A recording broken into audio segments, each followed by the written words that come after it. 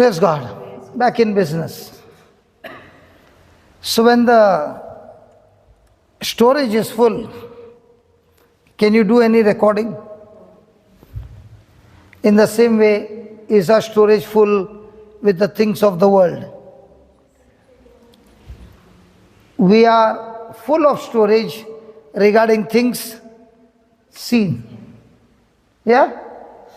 Now it is your choice whether to keep the storage full of the world or shift delete and start storing the Word of God in your life. So the person who learns to store the Word of God in his life and use it will be victorious. So we will not only have some teaching, but then we will have some practical application of how this faith works supernaturally. Praise God. Praise God. So what you see in the Bible, those things will manifest supernaturally when you shift from natural thinking through your senses to renewing your thinking through the Word of God.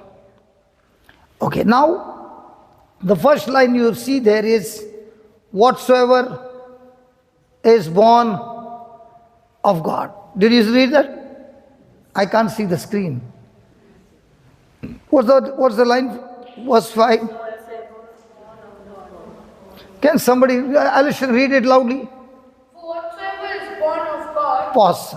For whatsoever is born of God. So are you born of God or are you born from your mother's womb? We were all born from our mother's womb. But we were born with a different nature called sin nature or selfish nature or self-centered nature. And that's not what God is. God is full of love. My friends, youth, I believe you know that there are mobiles with dual SIM. Oh, you don't know? In one mobile, 2 SIMs. How come this third row are all blank? You have never seen a mobile that has got 2 SIM? The latest mobiles have 2 SIMs. And they can be of 2 different operators. Okay? In the same way, when we were born from our mother's womb, we had only 1 SIM. And the SIM was, whatever Adam disobeyed, the effect of that disobedience came into us. And therefore, we were born with selfish nature. And because of selfish nature, you cannot understand spiritual things because we are born with carnal thinking. So when Jesus came, He came not only to forgive me of my sins, but very important, He came to change my carnal nature to Christ's nature. Because if He forgives my sins, but does not change my carnal nature to Christ's nature, I will continue to live a life of selfishness. Any sin that you have ever done, or any battles that you go through, anything evil you go through, the root of all that is selfishness. It's all about myself. And Christ came into this world who never wanted to live His life for self, but He lived His life to fulfill the will of the Father, even to the point of death, even to the point of taking my place on the cross and dying as a substitute. Agreed? Agreed? So when Jesus took my place on the cross and finished everything, for me to receive His nature, or for me to be born of God, I need to believe in what Christ did for me on the cross. Let's take a few scriptures and understand, are you born from your mother's womb or are you born from God. When a person is born from God, he will begin to understand the scriptures which he could not understand for years. He will be extremely hungry to know more and more of God. Are you following? Yes. So let's go and see, am I truly born of God? Go to Romans chapter 6 and verse number 3. Know you not? In other words, do you know or do you don't know? Know you not, then, that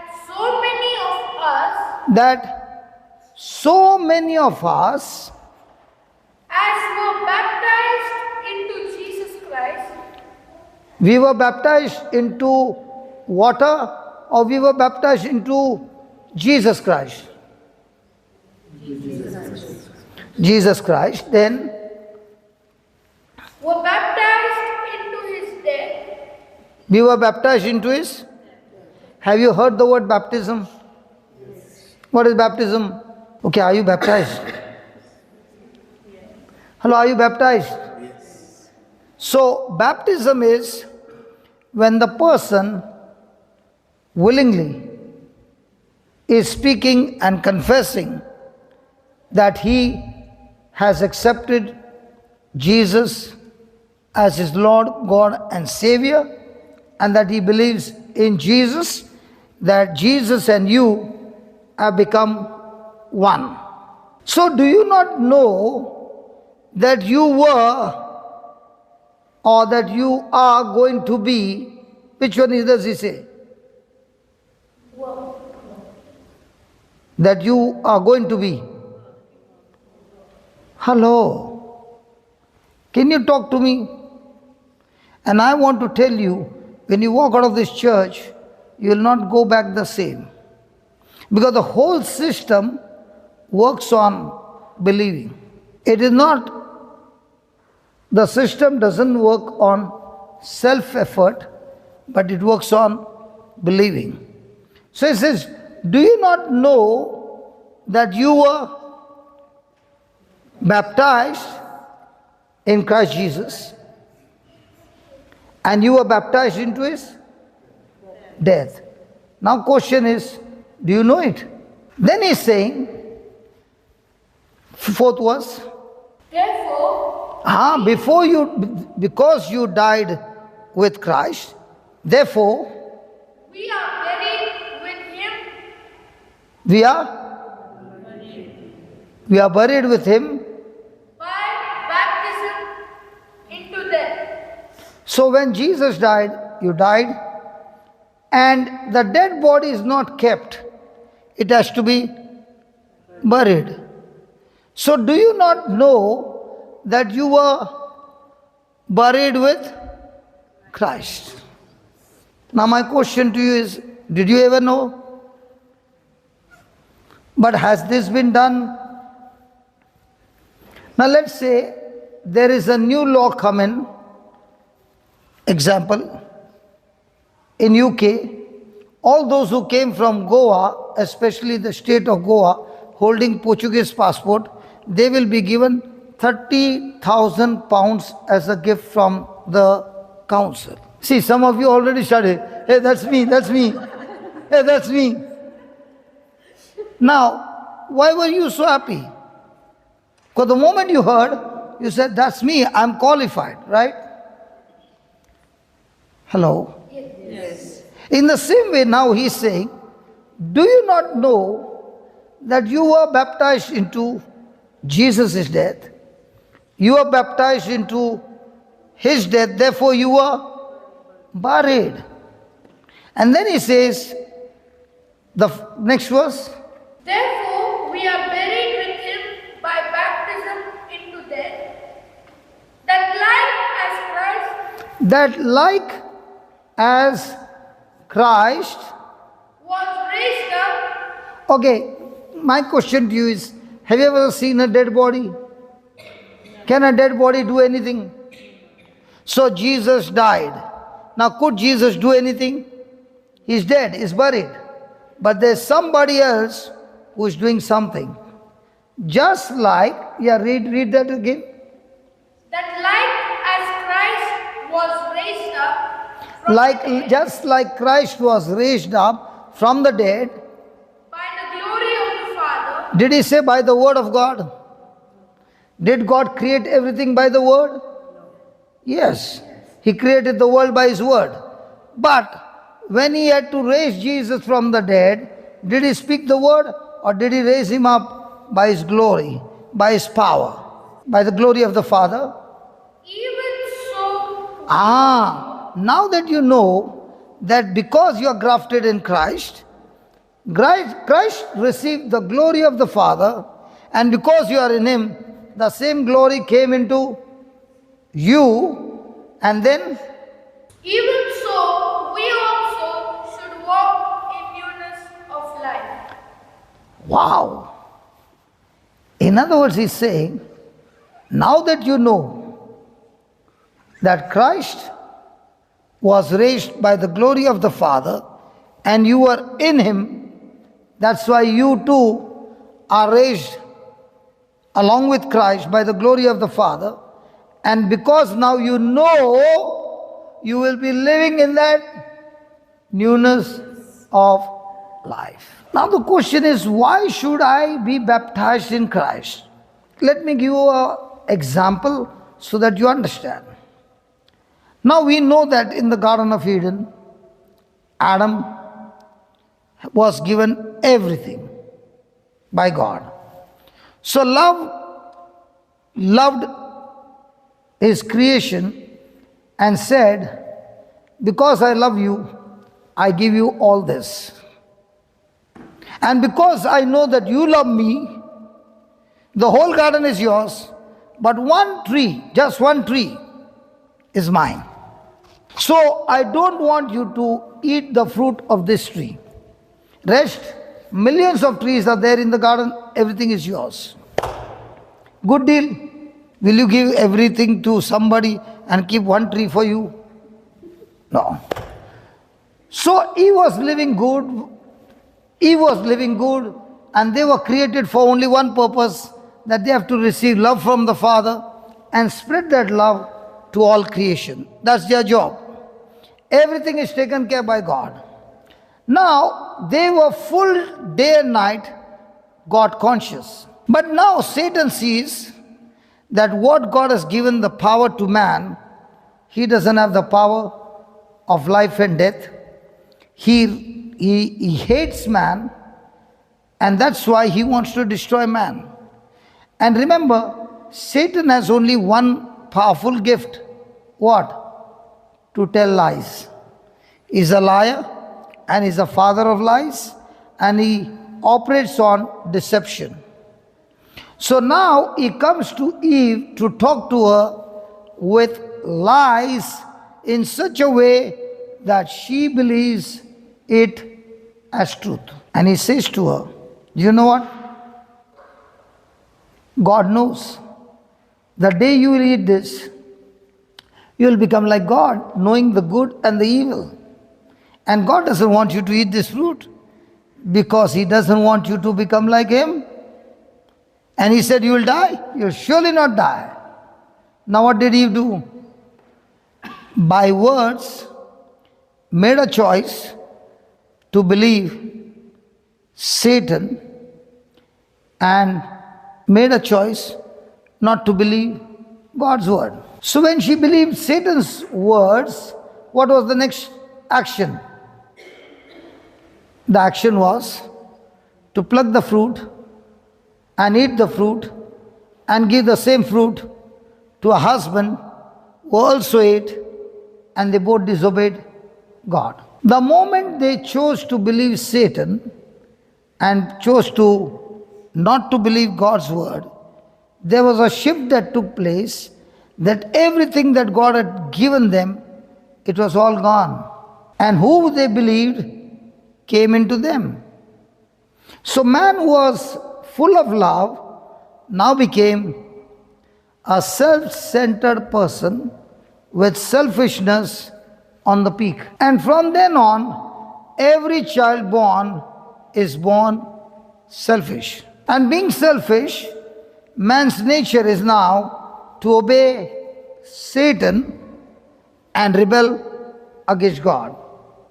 So God has an issue that even though he loves man, man refuses to believe God, but is quick to believe the devil.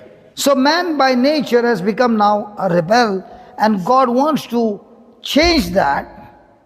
Otherwise the whole mankind is going to go to hell, and God never created hell for man. He created hell for Satan and the demons. It was man who made a choice to believe Satan, that he got infected and now is on a journey to hell. Are you following this? Now let me give you an example. If there is a pig, you wash him, you give him all the good benefits, look after him, and then allow him to play. Where will the pig go and play? Where will the cat play? You will not see cat in the dirt. The cat will keep on cleaning the fur. Praise God. So in the same way, man, no matter how many times God forgives him, he will still go back to the dirt. God has to set man free, but he is rebel by nature. So when God gives him the law of Moses, he is saying, if you obey, then all these blessings will come. If you disobey, then all this curse will come. So you are telling the pig, listen pig, I'll bless you if you don't go into the dirt. Will he still go? Why will he go? But that's his nature. So even though he's saying, I don't want to go, with all his self-effort, but his nature will still draw him into the dirt. That's the condition of man. God wants to bless man, but he gives him a law to show him that by nature he is so miserable with the lies of the devil that no matter how much he tries to be well, he still gets into a mess. So when the law came, the law gave me more knowledge of sin, and the more knowledge of sin came, my life became more miserable when the law came. Example, we just came by this road to come to church, and there was no board about the speed. But if the authorities have put 15 speed only, and you have been coming for 5 years to this church at 30, the moment they put the board, and you have not seen it, but the cop is waiting at the end, will he charge you? Why is he charging you now? For 5 years he did not charge. Because now the law has been put. In the same way, God gave man the law which is holy, to help him to live to God's standard, but because his nature is low, no matter how much he does, he ends up in more sin. So now man realizes, with all my self-effort, I still can't make it to heaven. Did you follow up till here? So now, God the Father himself sets a system by which he wants to set the people free. Example, there is a man who has bought you from the slave market, and you have been a slave. As long as you are a slave, can he make you do all the evil work using your body? You're a slave. Can you say no? Impossible. But one fine day, he finds that the slave is dead. Now, can he make that slave work for him? That's exactly what the scripture says. Christ never died his death because only the person who commits sin dies. Because we are baptized in Christ, whatever Christ did now affects me. Just like whatever Adam did affects me, in the same way what Christ did also affects me. So when Christ died, I have to believe I died with him. I have to believe I was buried with him.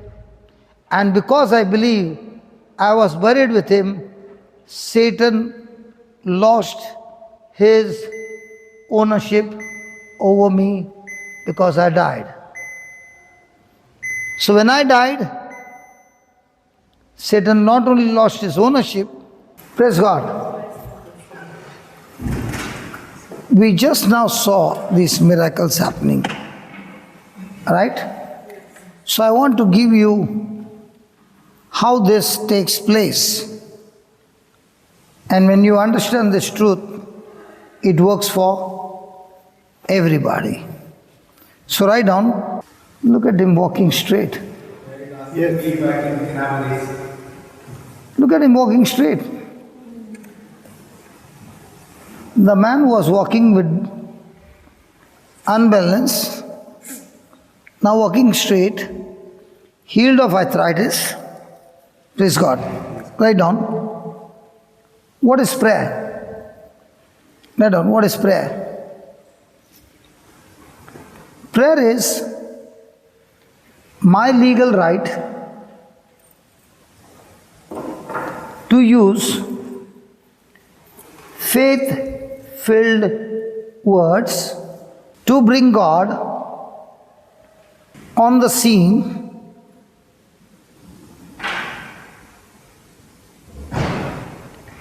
in my behalf.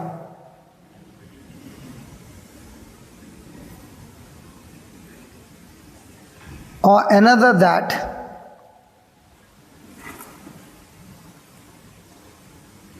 my joy may be full. Let's go to John 15, 7 to 8. John 15, 7 to 8. If you abide in me, If you abide in me, and my words abide in you, and my words abide in you, you shall ask what you will, wow, I like that, blank check.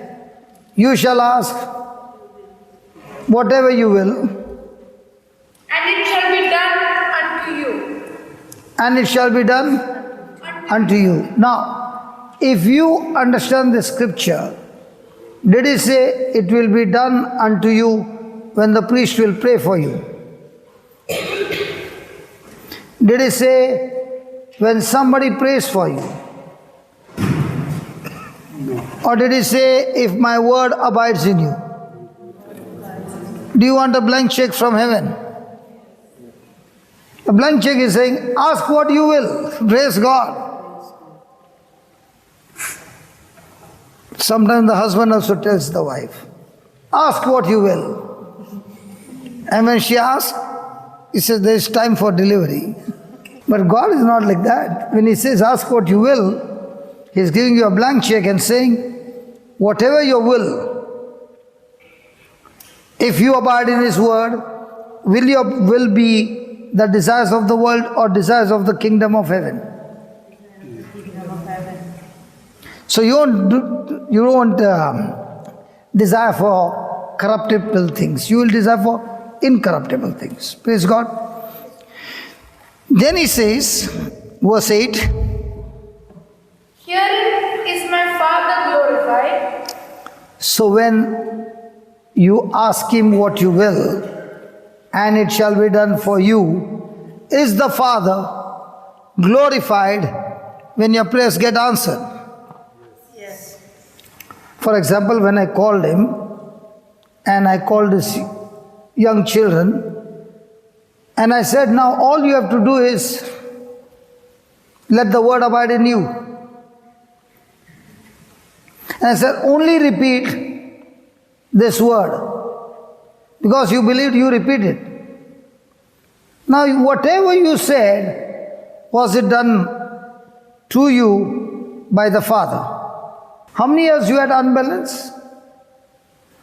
Unbalance was for how many years? At least 5. So 5 years of unbalance in the head, so it's swinging. 2, arthritis for 5 years, and both of them gone within 5 minutes. Not even 5 minutes. Don't you want a life like that? That you can go around not only solving people's problem, but also teaching them that your old life nature that came from Adam has been completely terminated. The old master Satan has no more right over you. He has lost his ownership, and now you can choose Christ to be your new nature, to be your new master.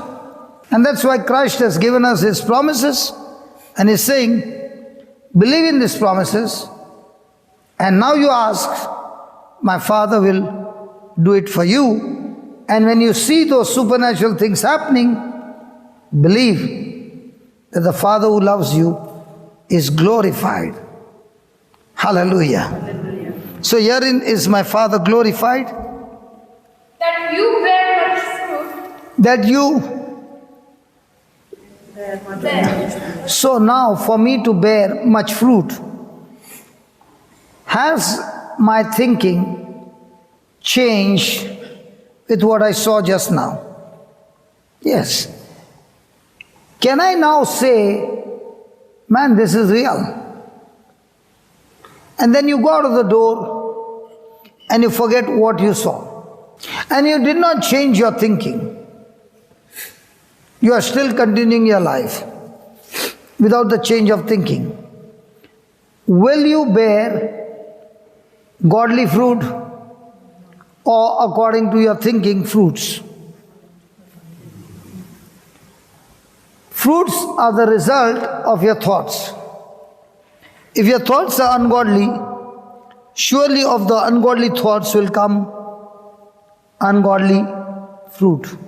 So you are sitting here for one reason, is to understand how the scripture, how the kingdom of God works, and then seek the truth day and night, downloading the scriptures in your heart day and night, just like a person uses the Play Store to download the app. When you're downloading the app, he doesn't have to pay for the app because somebody else did all the research and everything. Sorry. Somebody else did the research, and all that you did was download it and use it. How many of you paid money for WhatsApp? Or was it free? Hello, was it free?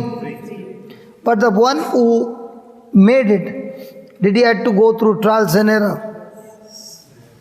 In the same way, Jesus is saying, everything in the Bible that you read in the New Testament is your inheritance, and it is absolutely free. He paid the price for you on the cross, set you free from the old master, and now he gives you a choice. Do you want to make me your new master, or do you want to go back to your old master and continue your life there, that he will lead you to hell? But if you make me your new master, then all your sins are forgiven. You are adopted in the family of God, and now you have got British passport on this planet Earth, but I'm going to issue you a new passport, heaven, that when you die, you make it to heaven, not because of your effort, but because of my effort for you.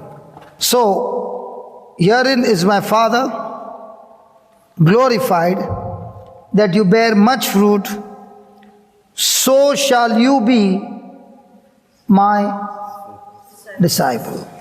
I did not know all this. And therefore 33 years of my age, I was a disciple of Satan, knowing the things of the world, living the things of the world, desiring the things of the world. And there was only one thing, selfishness to the peak. But as I began to abide in His word, through His Spirit who helped me. I saw that those things which I was doing before, I'm doing them no more. It's not that I worked hard to stop them, but He worked hard for me on the cross and gave me His word, and that word is the application that destroys all the selfishness in me in different areas of my life. So write down in bold capital letters, it is the word abiding in me. It is the word abiding in me that causes faith,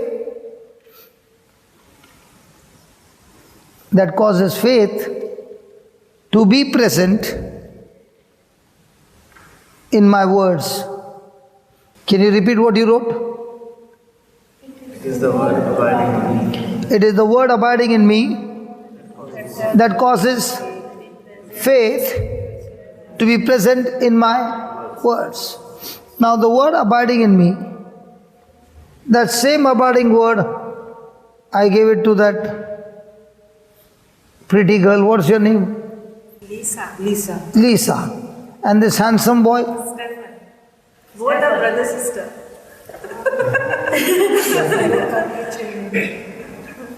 What's your name, Baba? Stephen. Okay. What was abiding in me, I gave it to you. But I did not just give you the word.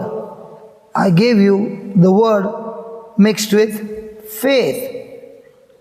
And because I thoroughly called you, you are surprised what kind of work He's giving me. I've never done this before. Praise God. But when you agreed and you spoke the same words, now did the faith-filled words out of your mouth enter that uncle's ears? Yes. Went inside? Yes. Found the problem? Yes. Terminated? Yes. And that brother was healed. So if the word is abiding in you, then that word has the faith of God which is abiding in you.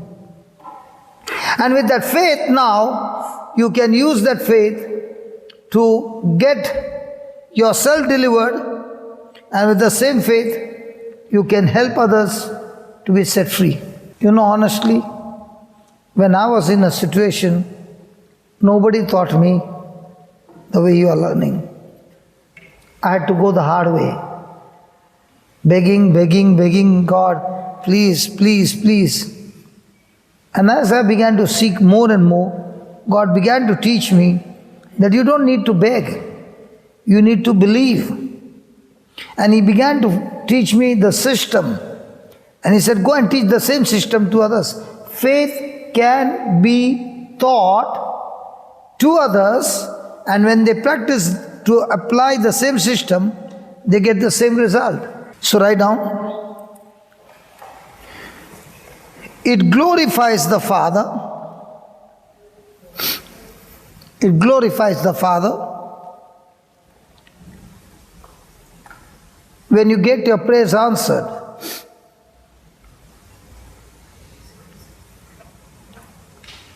And your needs met.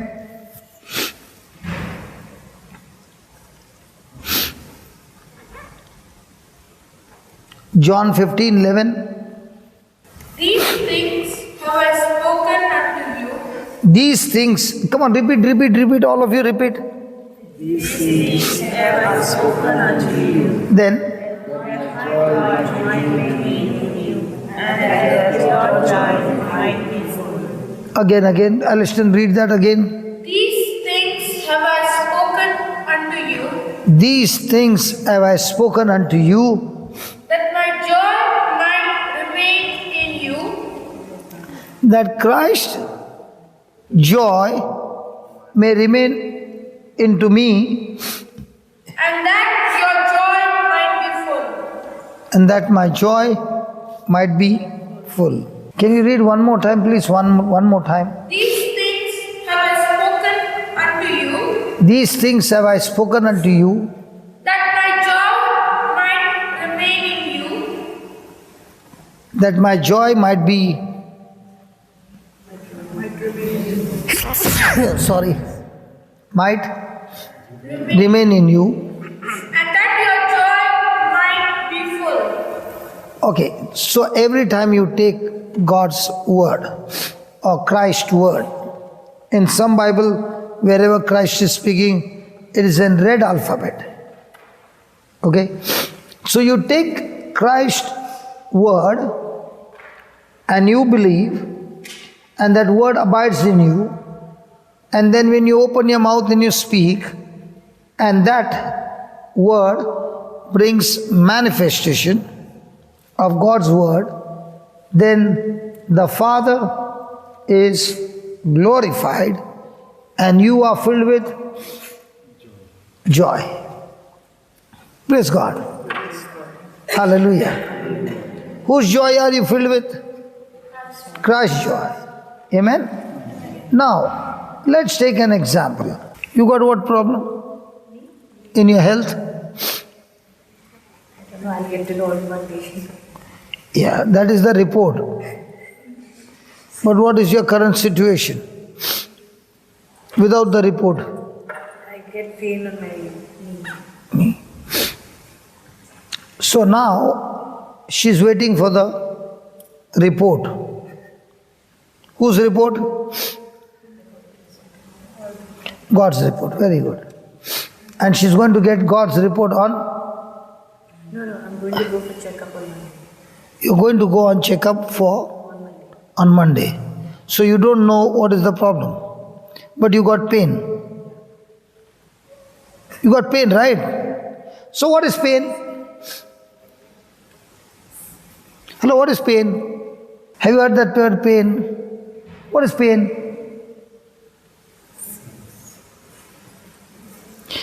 Pain is a signpost that says something is in disorder. And pain is saying, if you neglect, then this disorder will become so big that one day it will be a disaster. If everything is in order, you don't get pain. So she has pain, and that's why she says something is in disorder. And surely she wants to bring things in order. And for how long is this pain? It's on and off. So it's a bed and breakfast. Come in and go anytime. Sometimes it's there, sometimes it's not there. So he can come inside and go anytime. And how long he stays with you? For that you are going to the doctor? It comes and it goes. For 30 minutes this thing, my God. Praise God. God, give me something bigger than that. What about you? I've got thyroid from 2012. Okay, what about you? No, don't look at her. She's not the pain. Lower back pain. Lower back pain. Is it a slip disc? No, just a pain. Did you go to the doctor? What did he say? Which alphabet is having a problem? L2, L3, L4. He did not give you any report? He gave me the remote of physio. Physio. Praise God. So let me call the physio. Come, Baba. Hey, this one is my physio. Don't underestimate him because he's small. Come, brother. You'll do it right? Shall we fix that? Do you also talk? Yes. Praise God. Hold his hand. Close your eyes. And say this. Lord Jesus. Lord Jesus. Say it loudly, Papa. Lord Jesus. I thank you for choosing me. I thank you for choosing me. Thank you for calling me. Thank you for calling me. Thank you for anointing me. Thank you for anointing me. Lord Jesus, Lord Jesus. you said, You said,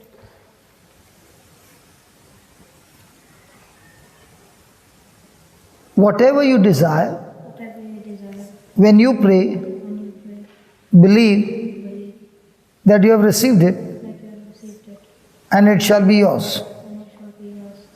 Lord Jesus, I have never ever done this before. It is you called me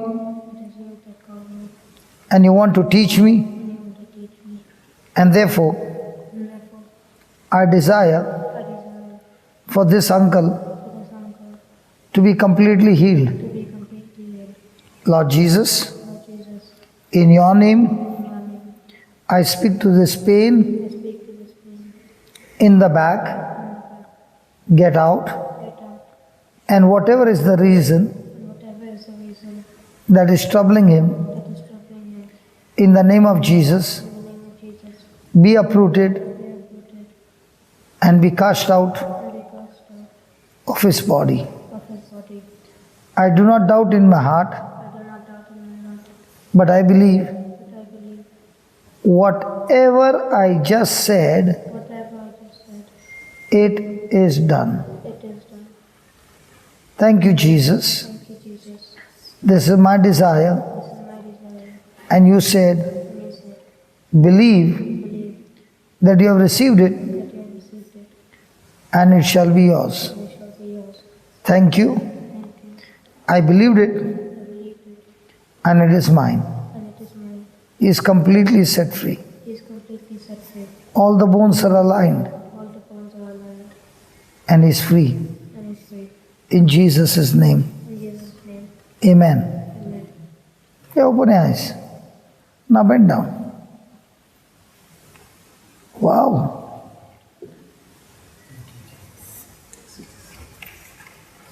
Ask him.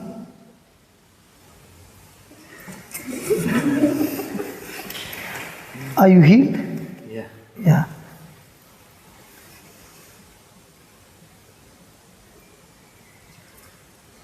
Did you ever think you could do that? Do you go to the catechism class? You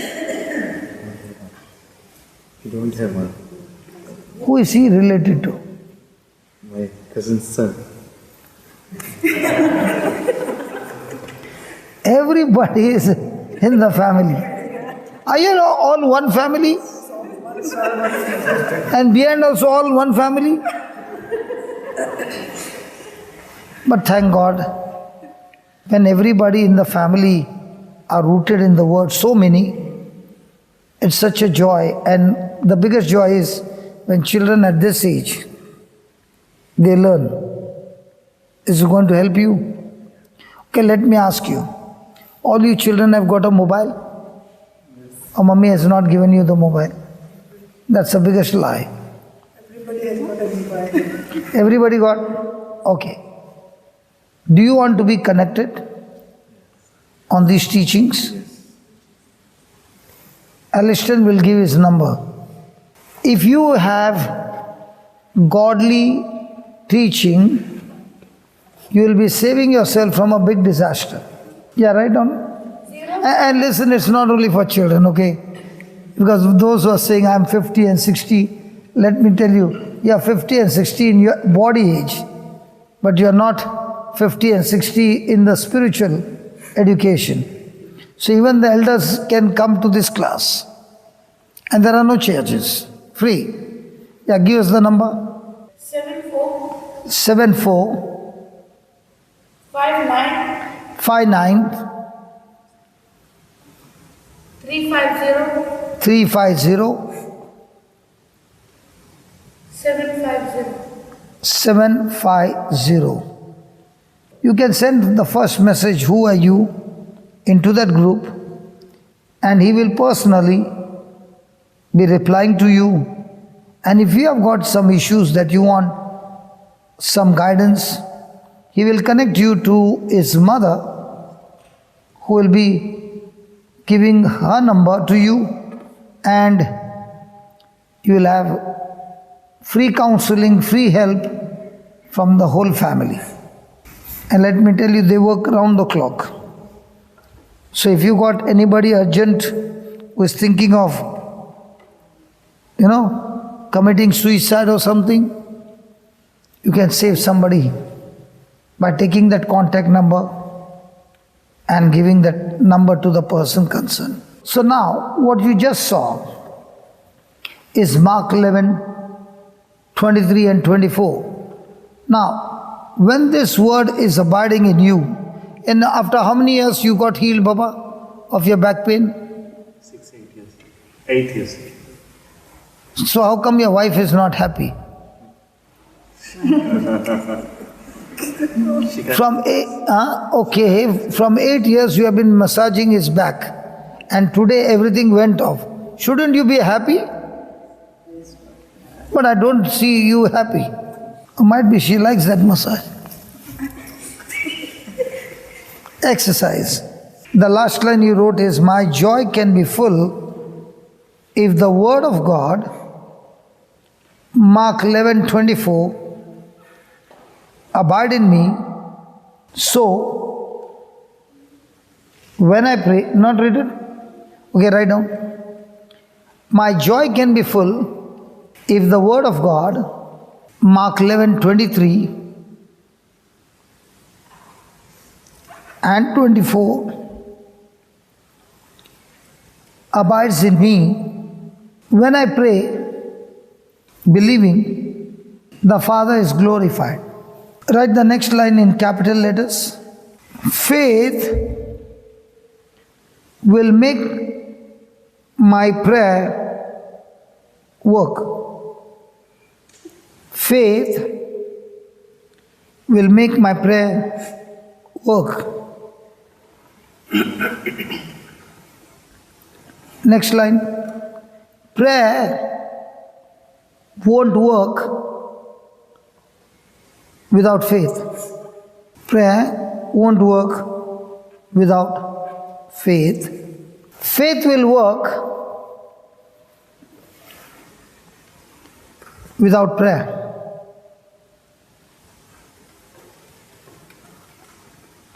All those 3 lines are extremely important. So let's study them. Faith will make my prayer work. Faith will make my prayer work. Say that again. So what is faith? Faith will make my prayer work. So what is faith? Now let me give you an example of faith. We have learned in school that if I have 10 pounds and I spent 7 pounds on a poor man, I will have how many pounds? Oh God, I have to teach them maths. 3 pounds. How many pounds? 3 pounds. Where did you learn that? In school. Now when you give that answer in school, you'll get full marks. But if you give that same answer to God, you'll get 0 marks. So the answer is different in 2 different kingdoms? Yes. When I give my answer as 3, in the kingdom of the world, you are right. But if you give the answer 3, in the kingdom of heaven, you are wrong. But what you gave 3 is not faith, it is fact. Why is it fact? Because you can see the 3 pounds in your hand. You can feel it, you can touch it, you can use it. But in the kingdom of heaven, when I spend 7 euros, it will begin to multiply because I'm using it for the kingdom of heaven, or I'm using it to share my love to somebody who is very poor. For example, Luke 6:38. Give, and it shall be given unto you. What? Give, and it shall be given unto you. Touch your neighbor and tell your neighbor. What will you say? Tell your neighbor. Tell your neighbor one more time. One more time. So how will it be given unto you? How will it be given unto you? Good measure, pressed down, shaken together, running over, shall woman,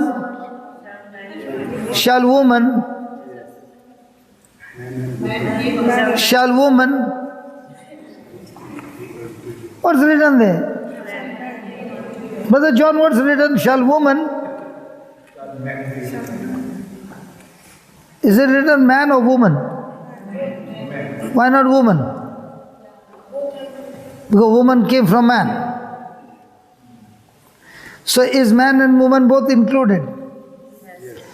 So all this time were you thinking that God will multiply or man is supposed to come and multiply? All this time what is our belief? God will multiply or man will multiply? And what is he saying? So who will come and give you in multiplication, God or man?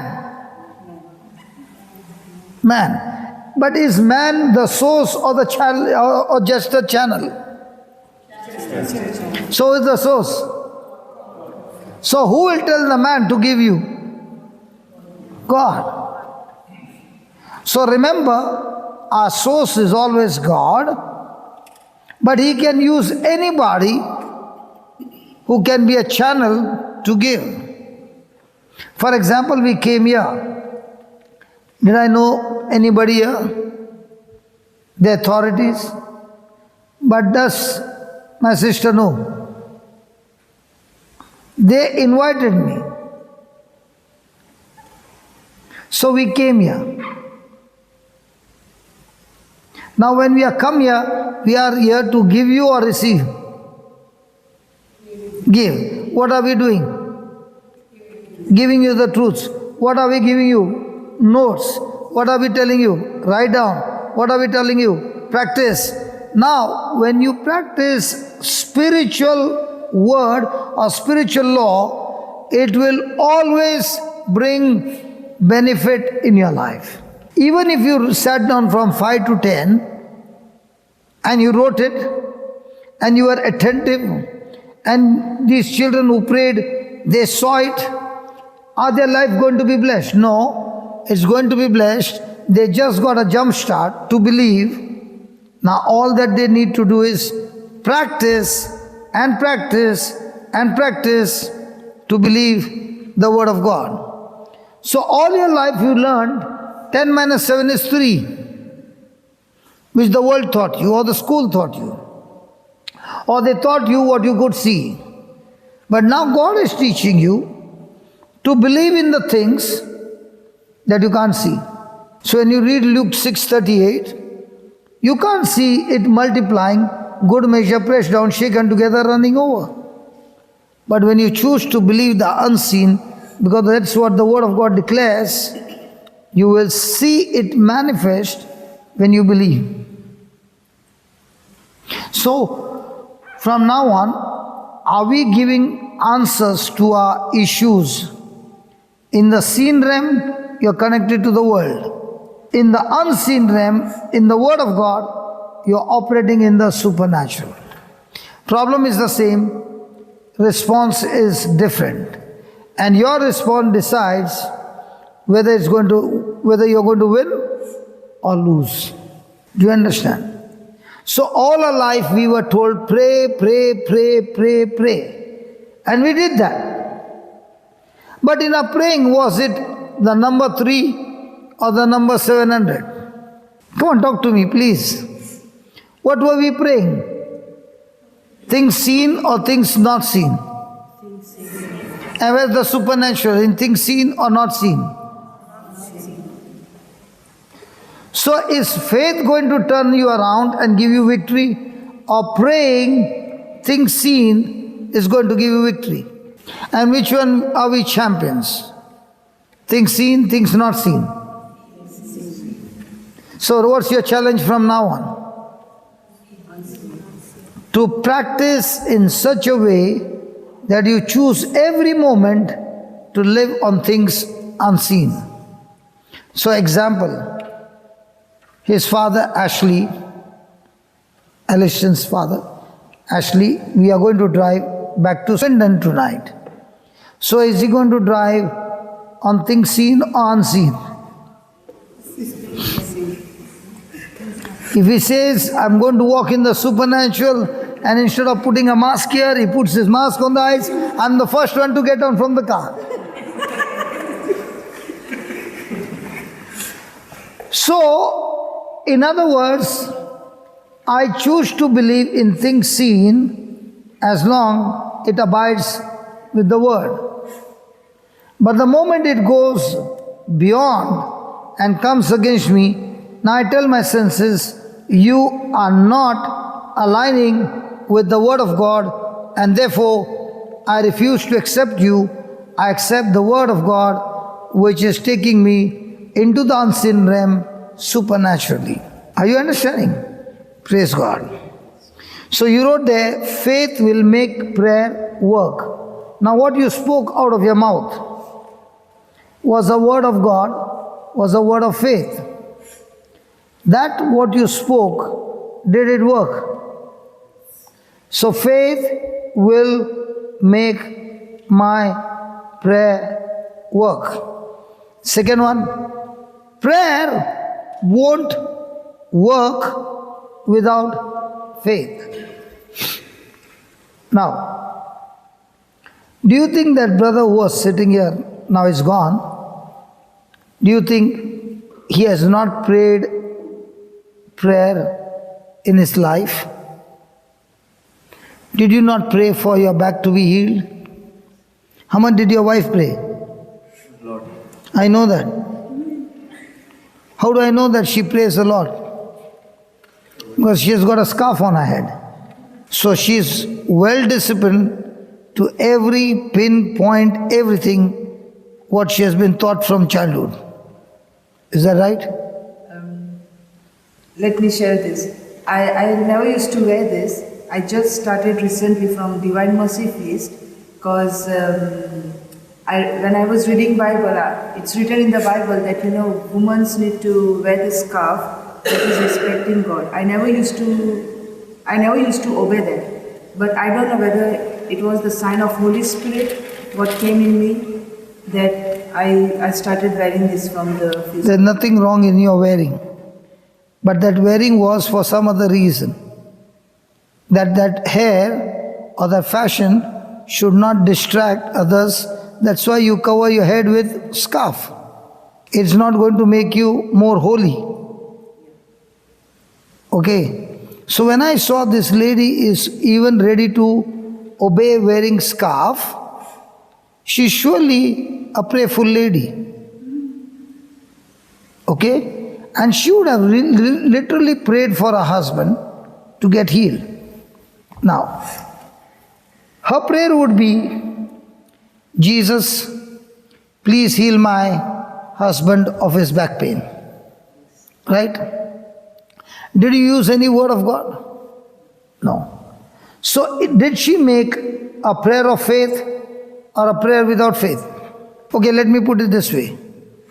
If I go to the bank to withdraw money from my account, so I put a check, I wrote a check, should everything be in order?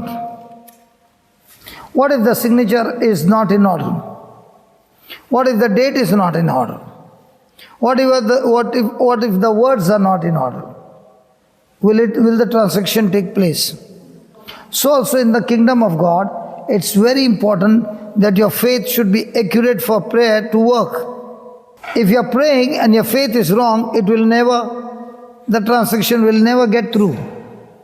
Now, you did not know that when you said, God, please heal my son, please heal my husband, you were praying a prayer against God.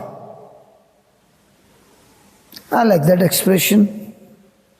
There's no expression in you because you are not surprised.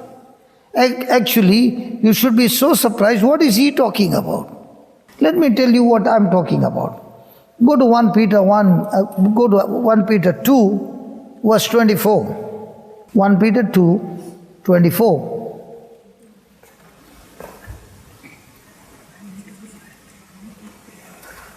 Who is own self, Now that who is Christ, his own self, that is Christ, his own self. bore our sins in his own body So Jesus bore or took our sins in his own body. on the tree, On the tree means on the cross, that we, being dead to sins, that we being. Now we learn today that when Christ died, we died. When he was buried, we were. When he was raised, we were. Do you believe that? Hello, do you believe that? Okay. How many from UK have gone to Jerusalem? Only Aliston. Which year you went? When Jesus died, I died with him and he buried. I buried with him and when he rose, I rose. Now, what did she do? Did she use what she heard and say, I went to Jerusalem the day Jesus died? You said you believed. So how come you did not say, I've been to Jerusalem? Because Jesus was in Jerusalem. You might be laughing, but that's what the Bible says. Because you don't know, you will not believe. Because your belief is from your head knowledge, but a person who is from the heart knowledge, he believes that scripture, even though he doesn't have any physical evidence to believe. So the person who believes from his head or mind, he believes seeing physical evidence. I can prove to you, brother, that I have been to Jerusalem. I can show you the stamp on my passport. You are believing with your mind. Brother, I don't have passport, but I have been to Jerusalem. You are believing from your heart. You are believing according to the document of God. In the same way, when you are praying, he says, do you not know that when Jesus died, he bore our sins into his own body on the cross? Then, that we, being dead to sins, we being dead to sin means we being dead to our old sinful nature. should live unto righteousness, I was living in that sin nature against God, but now that my nature has changed to righteousness, I should now live my life according to my new nature. If my nature has changed, then I'm not doing good things because I want to do good things. I'm doing good things because God has changed my nature. Okay, let me give you an example. Somebody saw somebody playing the guitar and he feels, I should also play the guitar. Can it happen? Yes. So you talk to your mom and mom brings a new guitar. And now you are practicing. Mom never brought? She brought? Okay. So now the son starts playing the guitar. And she goes to the class and the teacher says, trung, trung, trung, trung. That's all you have to learn for 1 week. Will he get bored? Will the people at home will get bored? Same thing, trung, trung, trung, trung. Come on. And he has to practice it for 1 hour or 2 hours. Will his fingers start bleeding? Sometimes it bleeds because you have to press it. It's not hurting. Might be your guitar is of a good high brand because no joke. Otherwise, while pressing, the skin will peel off. Guitarist. In the beginning, were the fingers? Is it painful? It is painful. You heard it? So on one side is the pain, and on the other side is I desire to play the guitar. So he looks at the fingers, and the mother looks at the finger. Oh my God, this is what the guitar is going to do. Son, don't touch it anymore. What happened? Now this son is practicing to play the guitar. And let's say I also, looking at him, even I also bring the guitar. But I want to play the guitar like this. Possible? Come on, possible? But my ambition is I should play the guitar with style. But he has natural gift to play guitar. Now both of us are practicing. Who will score better?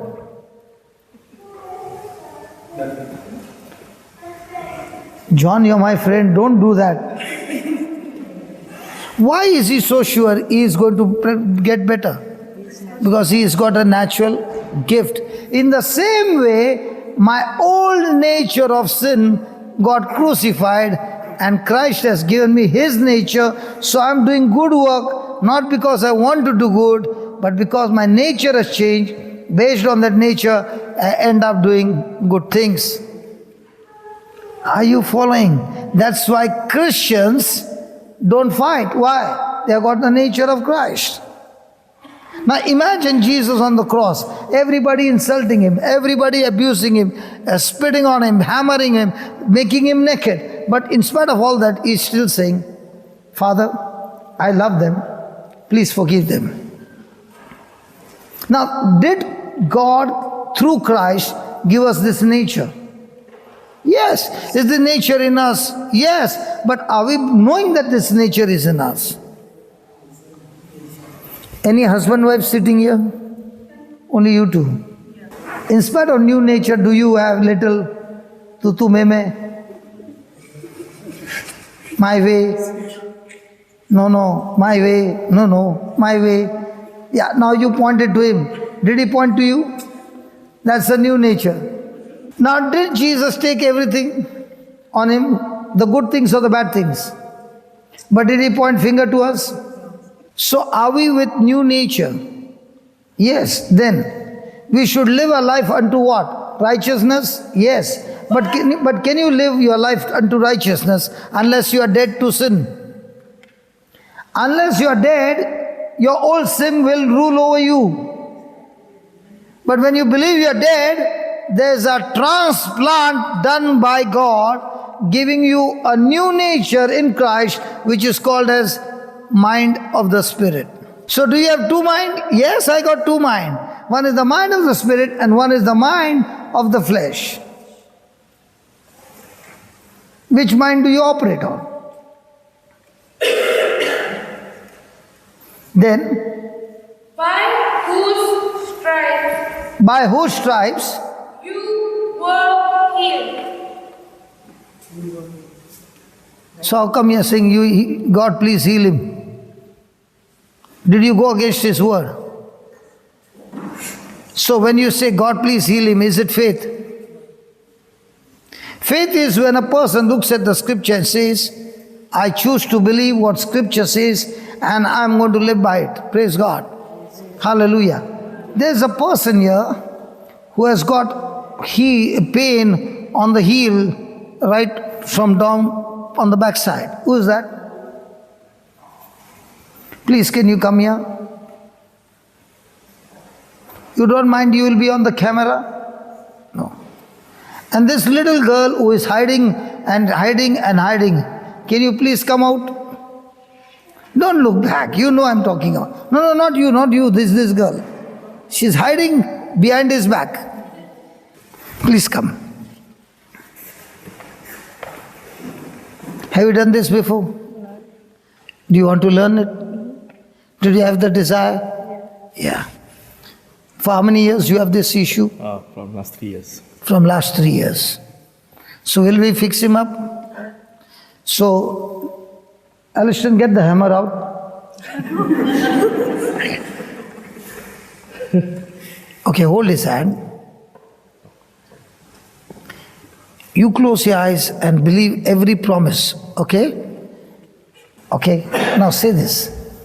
You say this, Lord Jesus, close your eyes, concentrate.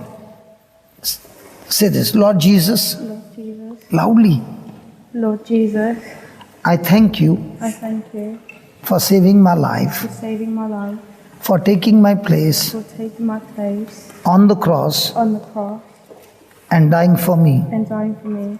Lord Jesus, Lord Jesus, you took away all my you sins took away all my sins and set me free. and set me free. Thank you Thank you for destroying for destroying the sin nature the sin nature and giving me and giving me your nature. your nature. Thank you, Lord. Thank you, Lord. I'm dead to sin I'm dead to sin and I'm alive and I'm alive unto righteousness. unto righteousness. Thank you for this free gift. Thank you for this free gift. Thank you, Lord Thank Jesus, you, Lord Jesus, for cleansing me for cleansing me with your holy blood with your holy blood and making me and righteous. making me righteous. The Bible The says Bible says the prayer of the righteous prayer one of the righteous one is very powerful is very powerful and effective. and effective. Believing in this word Believing in this word by faith, by faith, I speak I speak to that infirmity to thy infirmity in this brother's leg, in this brother's leg. be gone out of him Be gone out of him right now. right now. And I thank you, Lord, And I thank you, Lord, your anointing your anointing has delivered him has delivered him from this pain from this pain forever. forever. Thank you for forgiving him Thank you for forgiving him and setting him free. and setting him free. In Jesus' name, In Jesus' name, amen. amen. Now begin to do something with your heel. Go on.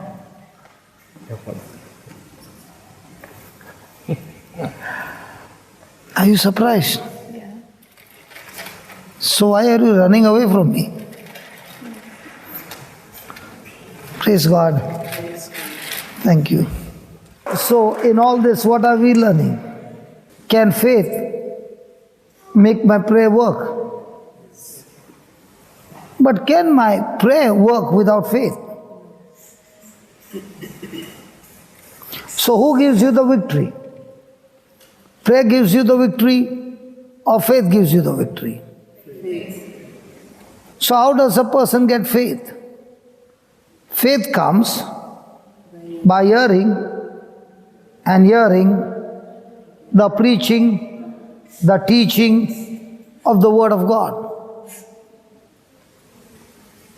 So as you are hearing the preaching and the teaching, the first thing is you are learning to make correction.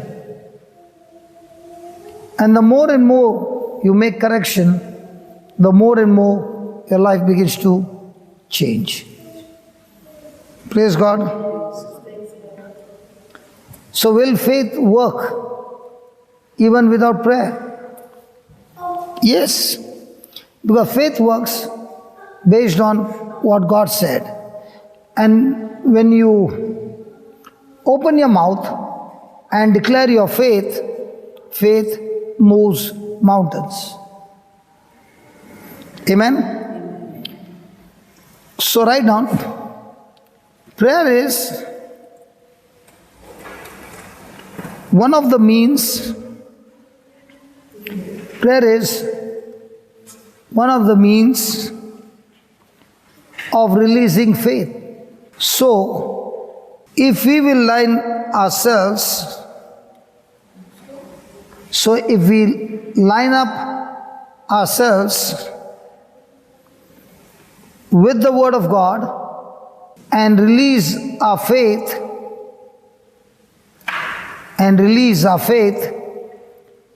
when we pray, we will see the power of God. We will see the power of God come alive in our lives. Can you please read that? Prayer is one of the means of releasing faith. Now we learned that faith comes by hearing, and by hearing the teaching, the preaching of the Word of God. Now let's say you are hearing the preaching and the teaching, and faith is growing in your heart. But that faith, you are never opening your mouth and speaking. Will it work? For example, you are sitting there and the Lord spoke to me that somebody who needs that healing. Let's say after listening to the word, okay, faith has come up, but you never open your mouth and speak what you believe. Will it work? So faith formed in your heart has to be spoken out of your mouth in the form of words that line up with the Word of God. And when you speak them with confidence, believing, those words that are spoken out of your mouth will go forth and bring forth physical change, physical manifestation in your life. So what happens when a person is praying? Before he opens his mouth to pray, he must check what he's speaking.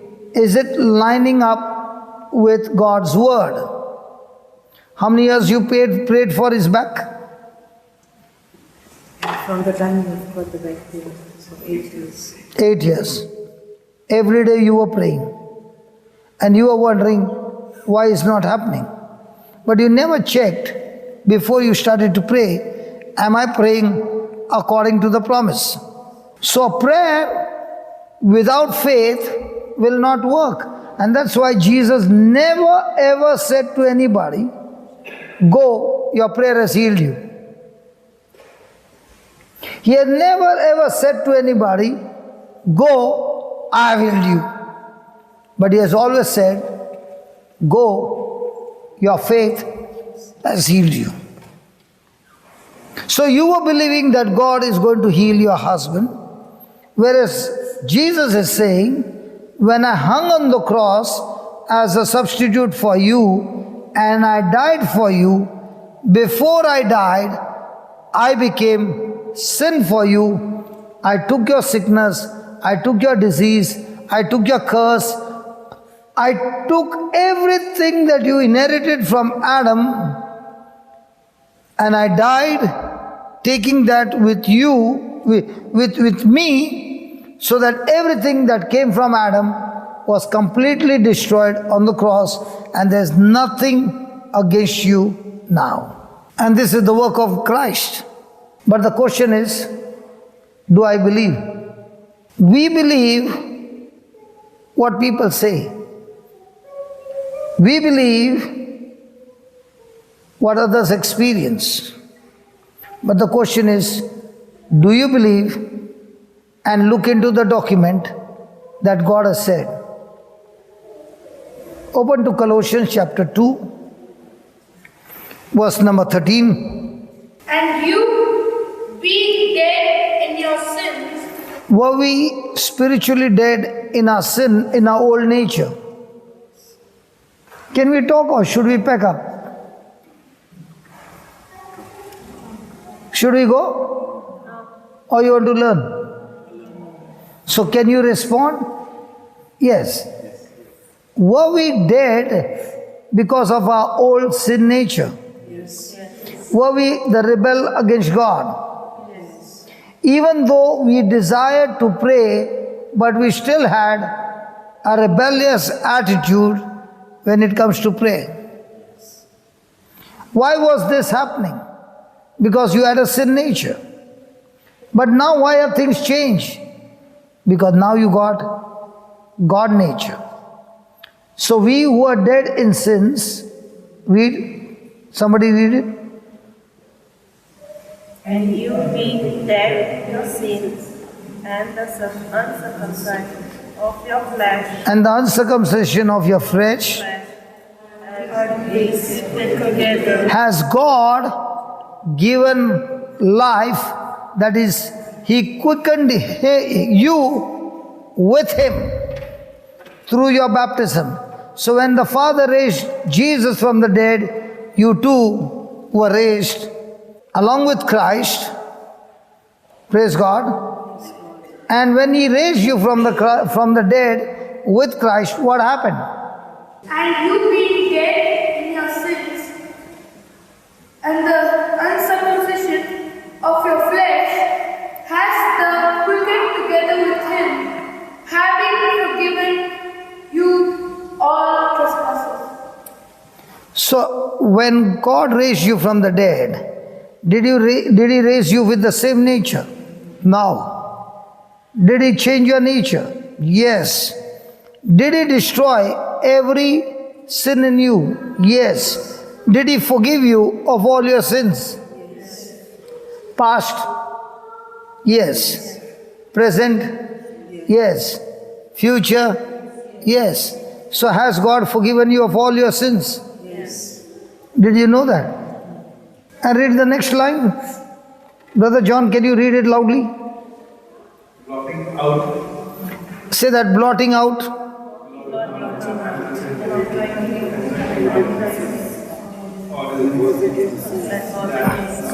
You know, everybody is reading, I can't even hear anything.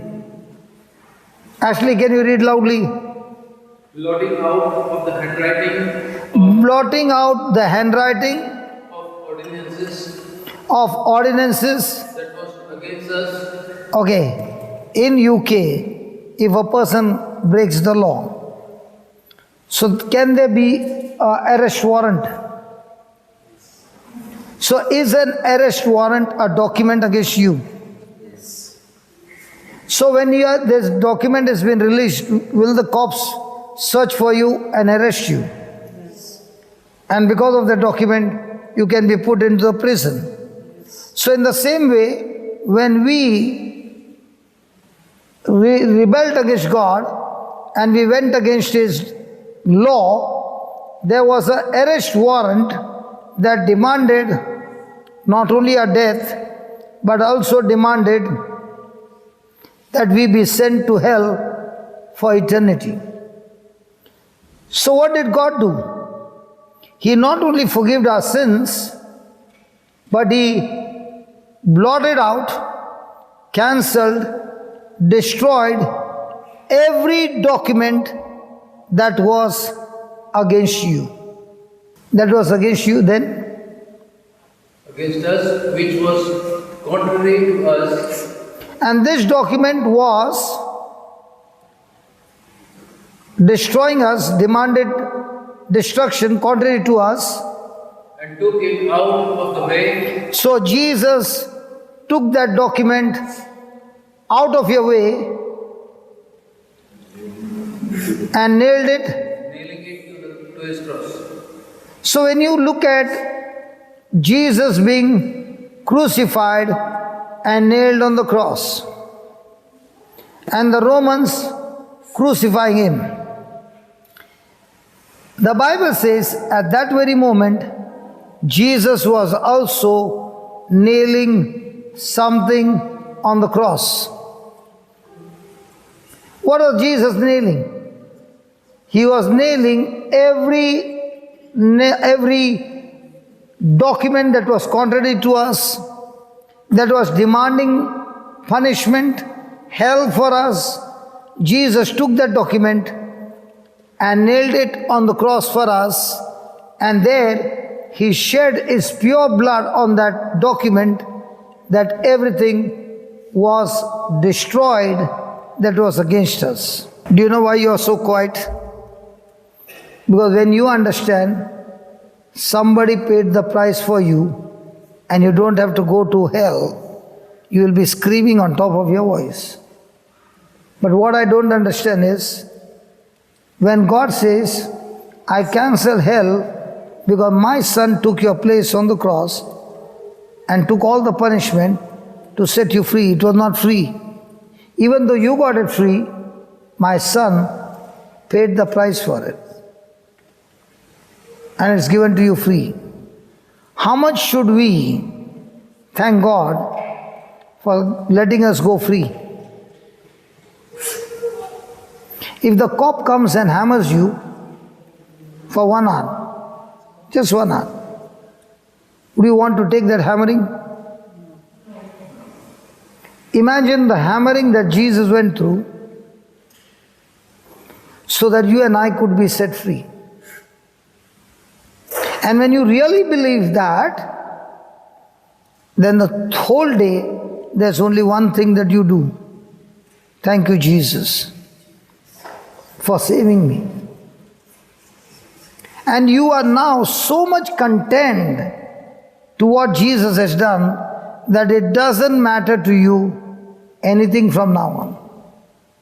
Because what He finished for me is done on His side, and I choose to believe that, Lord, you set me free from hell and you gave me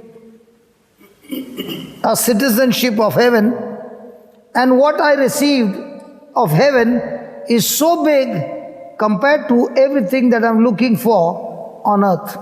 If you understand what Christ has given you, then throughout the day you are absolutely content. But if you don't understand what Christ has done for you, then for small things you are fighting with each other, bitter, angry, unforgiveness, you name it, everything, because you don't know your inheritance. And that is why a person who owns a huge, unimaginable inheritance is fighting for 10 euros. Is there a comparison? That is why the Bible is full of what do you consider? And if you don't understand your inheritance, then all your life you will be fighting with each other for something that is corruptible. Is it possible that a brother fights for the property? Children fight for the property. And what about the property that Jesus has transferred in your name in heaven? And the best part, after all that fighting, a day will come when you will be leaving all that fought property back behind, and then your children will fight for the property again, and it will go on for generation. And in all this, the lawyer is the one who is going to build more houses. When I understood this, it was so easy to let it go. Absolutely easy. What took me 17 years to build a center in Goa, when I understood this, I said, even if I fight, I cannot take it to heaven. But what my God has done for me is so big that it doesn't bother me. So when it came the time to give up my center, which took me 17 years to build, it took me just a minute to say, I don't need it anymore. Because I know my inheritance is not of this earth, but my inheritance is of heaven. And there was no depression, but joy. That thank you, Lord, I passed my test, believing that my inheritance is of heaven, my treasures are of heaven and not of this earth. Completely contented, having beautiful sleep and enjoying my life. Because if only you know what was the price paid to give you the inheritance of heaven forever. If you don't know, then every moment you are fighting and fighting and fighting and fighting. Write down. Is God speaking to us loud and clear? Hello? Yes. I'll give it, before you write, I'll give you one truth, okay? In this world, there are only two problems. How many? Every person has got only two problems, not more, only two. One is, God has given me His word. When I break His word, I feel guilty because of my mistake. I feel condemned because of my mistake. And I know that I've sinned against that God who loves me. And I cannot even face Him because I'm full of guilt. So I become a prisoner because of my guilt. It is my mistake. Second is, I've been obedient to God, but for no reason, somebody comes and insults me, abuses me, and does wrong things to me for no reason. And because he did wrong to me, I'm bitter. I'm offended. When I'm hurt by somebody's action, the result is bitterness. So when I'm bitter, I'm again a prisoner. Now in 24 hours, how many times do we experience this? So are we prisoners? So how does a person come out? If I am a prisoner and no matter how much I pray, that prayer is not connected. I must first get my freedom from prison. And for that, Jesus did the job and he has forgiven us. Just now we read that. We were dead in our trespasses, ruled by the uncircumcision of our flesh, yet God in Christ quickened us, gave us a new life, and forgave us of all our sins. Agreed? Yes. Hello, agreed? Yes. Not only that, He blotted out, destroyed every document that was against us, nailing it to the cross. So the first thing I need to do before I start praying is, Jesus, according to your word, you shed your blood for me. And I come to you in repentance. I come to you changing my thinking. I don't want to live that life of guilt anymore. I want to be forgiven. Help me and forgive me of all my sins. So has Jesus already forgiven? Yes. But do I need to confess? Yes. Do I need to repent? Yes. Now the transaction is complete. Praise God. Yes. So I got free from guilt. But what about bitterness? Is it easy for me to forgive somebody who has tortured me all my life? Okay, Jesus gave a parable to Peter when he asked, how many times should I forgive my brother? 7 times? 77 times? And Jesus said, forgive him with no numbers. Don't keep the numbers. And then he gave a parable. And in this parable, Jesus said, there was a king.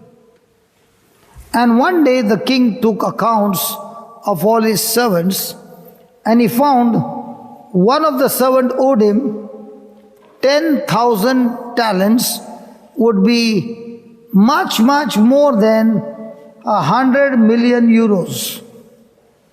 It will go in billion. Okay? And this servant was forgiven. The king said, pay me my money. And the servant said, give me some more time. I will surely pay the amount. But the king knows he cannot pay. So he told, take his wife, take his children, take everything that he owns and sell them all. And whatever money you get, put it in the treasury. The servant began to cry. And the Bible says, the king had compassion on him and forgave him and let him go free. Now, who paid the money? Hello, who paid the money? The king paid the money. So what is forgiveness? Forgiveness means the one who has been hurt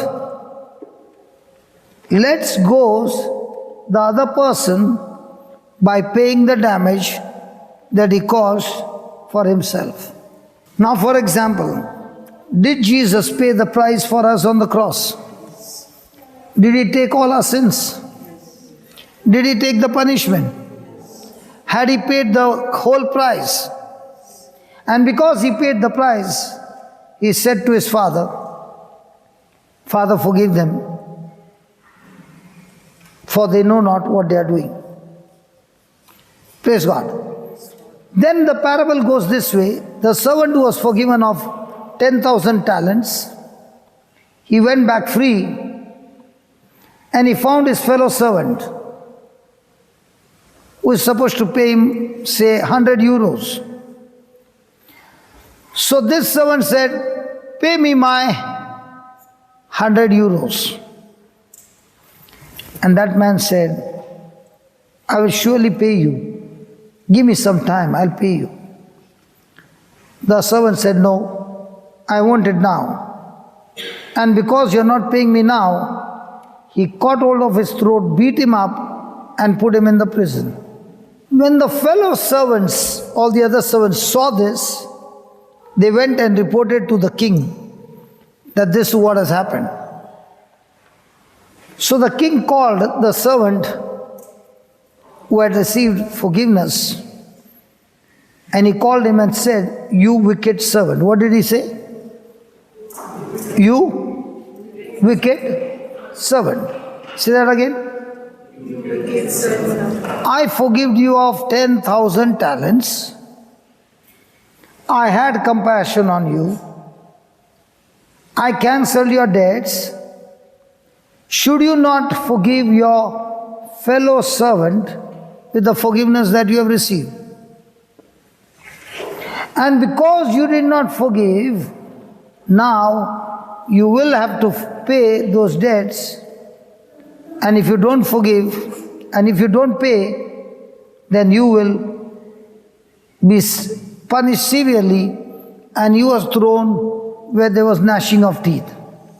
Now what did this unforgiveness do?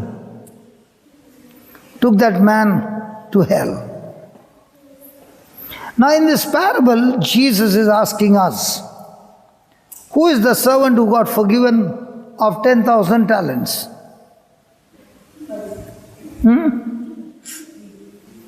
How come you got forgiven of 10,000 talents? Because we have sinned against God day and night. And yet God, out of His compassion, has forgiven us. Now, having received 100 million euros plus, you have to forgive some, you have to cancel or forgive somebody of 100 shillings or 100 euros. Is it difficult? So when somebody hurts us, do we consider this parable or do we consider ourselves? The day you believe that you have been forgiven so much that even hell got cancelled and Christ took your place even to hell to set you free. And if you consider that and somebody comes against you, are you going to be bitter? The Bible is all about considering. The prodigal son also, the Bible says, he came to his senses. And what did he come to his senses? My father is a unique, loving man. He also got servants, and this master for whom I am working, he has also got servants. But in my father's house, the servants are well taken care of. And my father treats them so good. And when he began to consider his father's heart, he said, I will go back home and let my father treat me not as a son, but as one of the servants. It is still going to be better than being a servant in this master. After considering, did he move into action?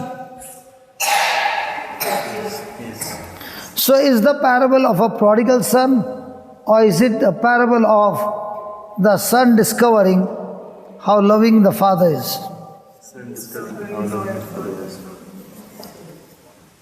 So what do we consider? If I consider I am forgiven of 10,000 talents, will I point finger to somebody?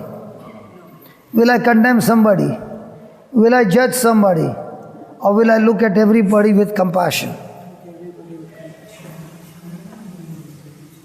But if you don't consider, and you consider yourself righteous, you will be looking at everybody, judging them, condemning them, and with the judge and condemning what you did, you will be treated in the same way.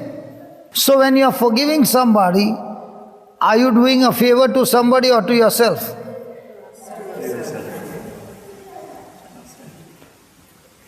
check out with any person in your relations, friends, family, or your workplace, you will find some people, they get bitter extremely easy.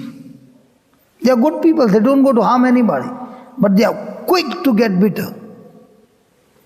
Look into their life. They will have so many disease and sicknesses. Do you know why? Because when a person is bitter, he got disconnected from God and he got connected to the devil, who is using that bitterness that person is pouring poison in his own body, in his own life, and calling self-destruction in his life. Take some statistics from your own family, or if you are very sensitive to get into bitterness, look at your own life. Guaranteed, your life is full of poison that will destroy your healthy body and make your body sick, destroying your life. So, does it take much time for the devil to destroy any of us? And do we fall into his trap? If you don't consider what you learn now, you'll find yourself poisonous after poisonous chemicals attacking your body.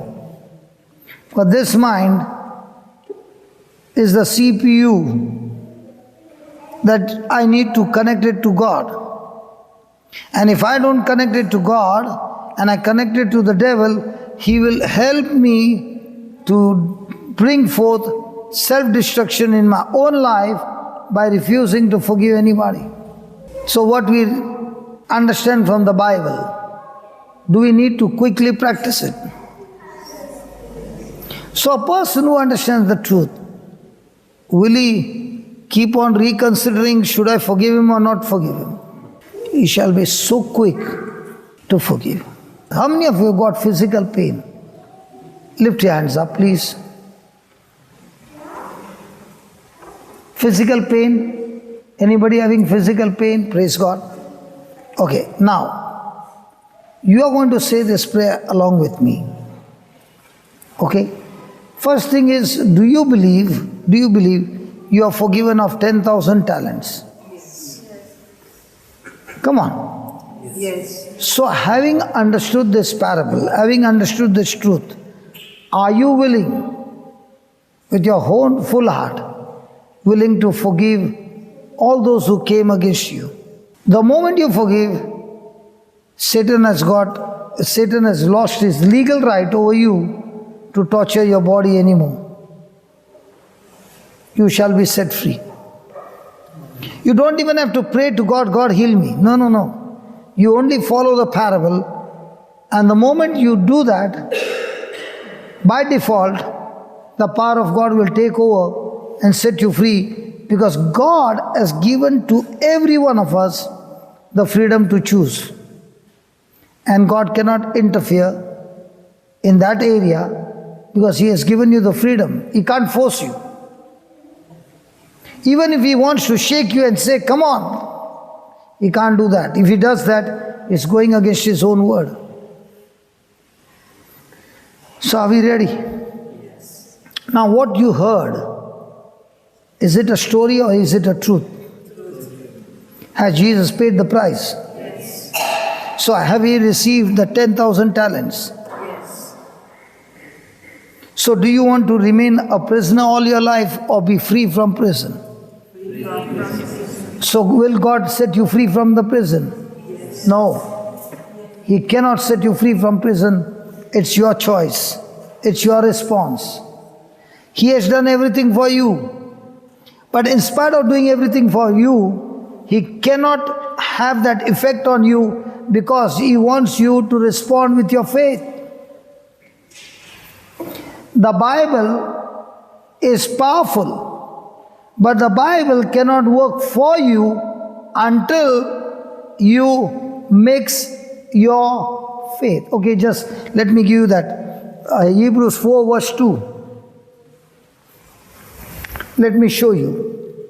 For unto us was the gospel preached, as well as unto them.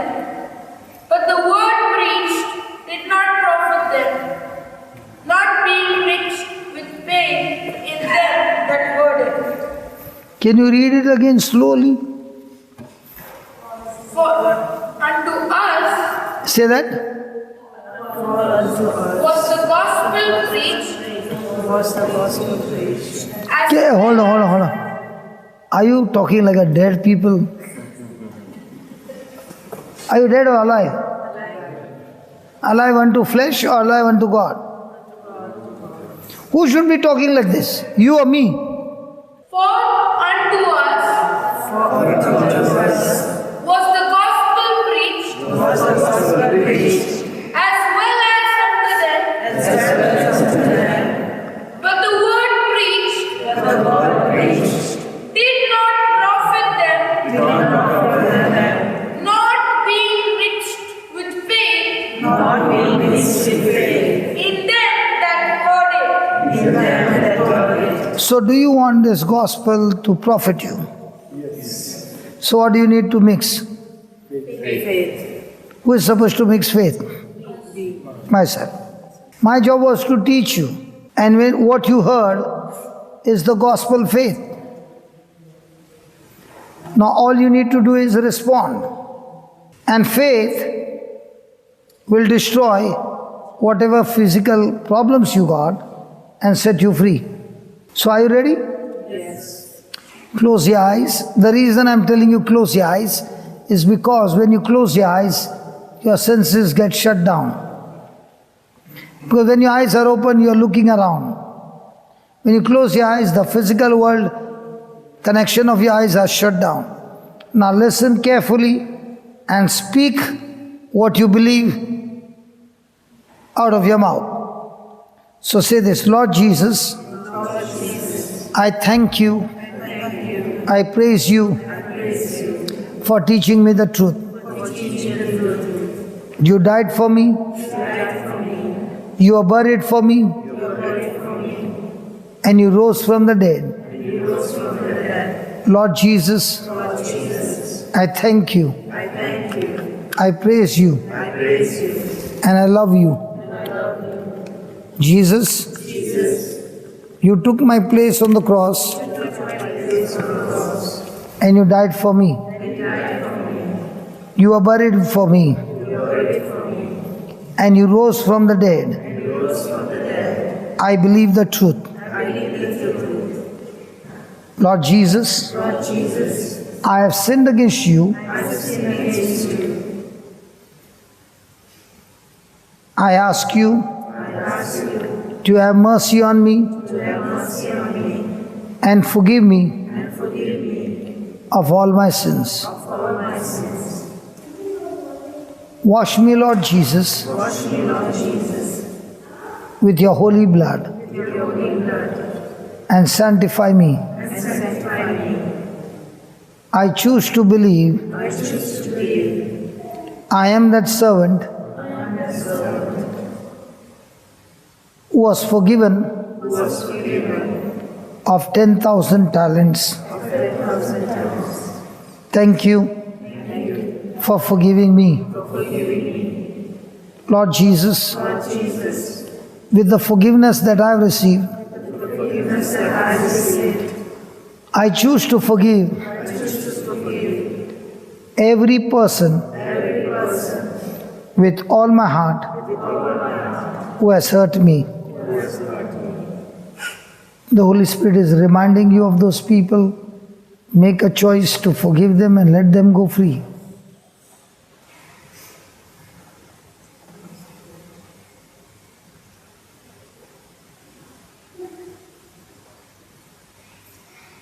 Whatever they have done, choose to forgive them, because the harm that they have done is only 100 pounds. And Jesus is here to give you the power to forgive.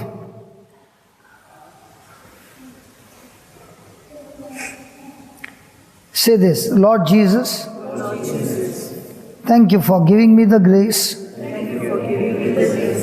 to forgive everyone, and I choose to forgive everyone without any conditions. And I love you, Jesus. As I am forgiven, I too forgive others with the same forgiveness. And I thank you, Lord, as I have forgiven, your anointing of love is flowing into my body and destroying every poison of unforgiveness in my body. I thank you for this great miracle that has taken place right now in the name of Jesus. Thank you, Jesus. Praise you, Jesus. Hallelujah. I am set free from all my pain. In Jesus' name. Amen. Open your eyes. What pain you had? Got index finger pain, it just during the night when I sleep, it just remains like that. But now you can do that. But as day progresses, it is fine. In the night, it happens. But now, Yeah. During the day, it's fine. now even at night, it is fine forever. Praise God. Who else had raised their hand? Yeah, you also thought. Yeah, I have pain over here on my elbow. You have or you had? Elbow, on my elbow. You have or you had? No, I had. Now it's not there. And how many years it was there? It started just few months ago. Few months And ago. then when I sleep, then when I do my hand like that. You can't bear it. Yeah. But now everything is gone. Husband, are you happy? Do you know why that pain? Massaging for 8 months, 8 years. It's not because of that, praise God. Who else was there? Yeah, I had pain on my back, so it's gone. it's gone. How long was it? Just few weeks. Just few weeks. Who else was there? I bent the finger, but not Now? just straight. Now I can, Now your finger is bending. How long it was stiff? I think about a month back, About a month. So now finger has become it's able to move like that. flexible. Who else was there behind? Pain in the knee. Okay. Both of you have problem with the legs. Okay, pain in the knee. Now, better or gone? How long you had this pain? Few months. Who else was there? The one with pink.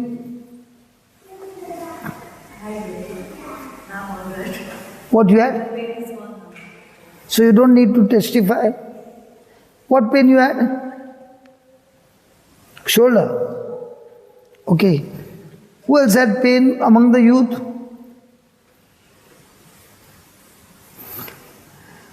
The biggest healing, this brother had pain. I remember. What pain you had?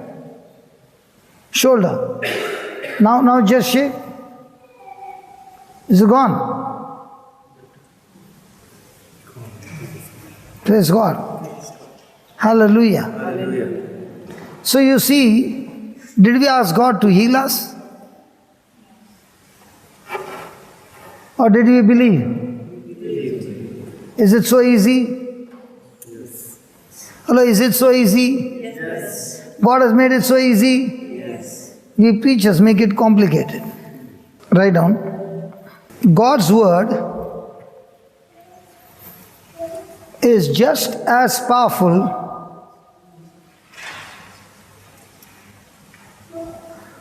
God's word is just as powerful today as it was the day He spoke it. As it was the day He spoke it. Not one bit of power, not one bit of power has left God's word, has left God's word. Write down in capital letters, God's creative power. It's okay, it's not disturbing me. Don't worry, it's not disturbing me. You just relax. God's creative power is still in His word. Please underline that.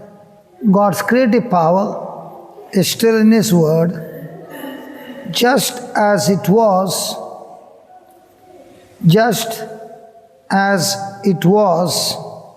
when He spoke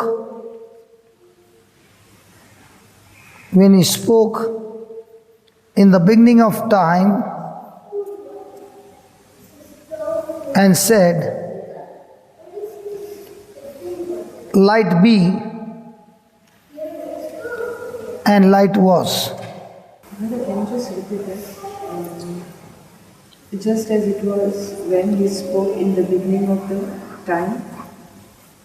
Yeah, in the book of Genesis, when there was darkness, did God say, "Let there be light"? Light. And there was light. Okay, is the light diminishing? No. Whatever He said, He put it into action, and so was it. So if you believe that the same word still works, still continues, and not a bit of that power has diminished, it has still got the same power, and the best part is, His word has got creative power. So God is the creator. He creates with His word, and with His word, what He creates, He has given it to me through the Bible. Now what do? I take His word, believe it, mix my faith to it, and speak it. Now I can create new things in my life, even if there are things opposing me, giving me anxiety and fear, but yet I choose to believe and speak God's word. Please keep it, write it in capital letters. I can speak God's words. I can speak God's words after Him, and they will work for me. Please read that line. I can speak God's word I can speak God's word after Him, and they will work for me. and they will work for me. So do you want God's word to work for you? Yes. Is God's word going to work for you normal or supernatural? Supernatural. Then why is it that so many people who are speaking the scriptures, studying the Bible, and yet suffering, and it's not manifesting? They don't mix their faith. Are they still believing 10 minus 7 is 3 or 10 minus 7 is 700? Which one do you believe, sister? See, when I say 10 minus 7 is 700, praise God, you heard it, you believed it, and you went out of the door and you got an opportunity to plant some good seeds in somebody's life. And you're saying, God, I've never done it before, I want to learn this. So that when you multiply my resources, I'm able to bless so many more people. And you plant that seed in somebody's life. Now you're believing for it. And the Bible says, as you believe, so shall it be. So if you want to know your future, anybody wants to know your future, very simple. What do you choose to believe? You believe 3, your action will be 3. You believe 700, your action will be 700. Same situation, different respond, different result.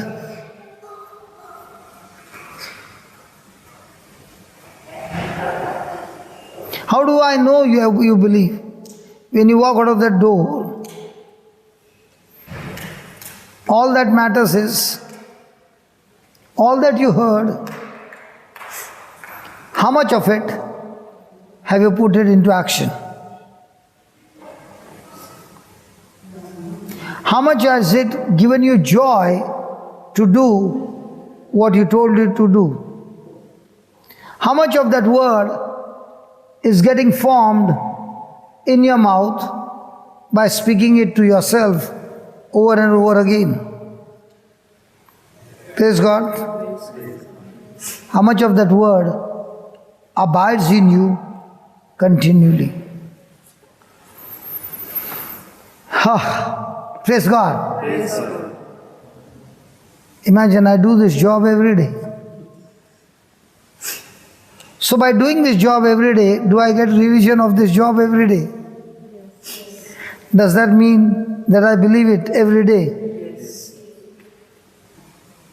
I believe every day only when I act on it. I can be an excellent speaker. I can even show you the demonstration.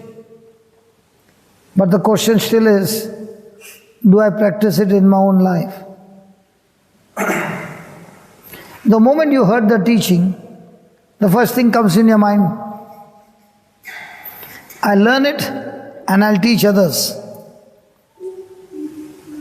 But what about your own life getting changed? There are many times when we distribute the books, okay? Many people pick up the books. What for? So that I can give it to my friends. And the friends who take that book and use that book and make the necessary correction because of that promise, their life is prospering. But just because you gave the book, you'll prosper? Never. I'll give an example. There's a big gathering here in the church, and the priest said, we want new volunteers. And you volunteered yourself to be one of them. The moment you got a volunteer, the moment they chose you, do they give you a badge? Does it get fixed on your chest? Does your chest become... Now, when you got that badge and you got that position and you come to church with that badge and you are talking to everybody, is your focus on what God said? Is your focus on how do you control everybody? So you have had this badge for 5 years. In that 5 years, how much did you hear what God was speaking to the priest?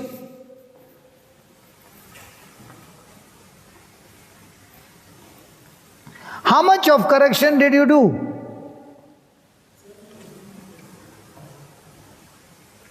Will your life be supernatural or miserable? I tell, if you want to destroy somebody, give him a badge. Give him a position.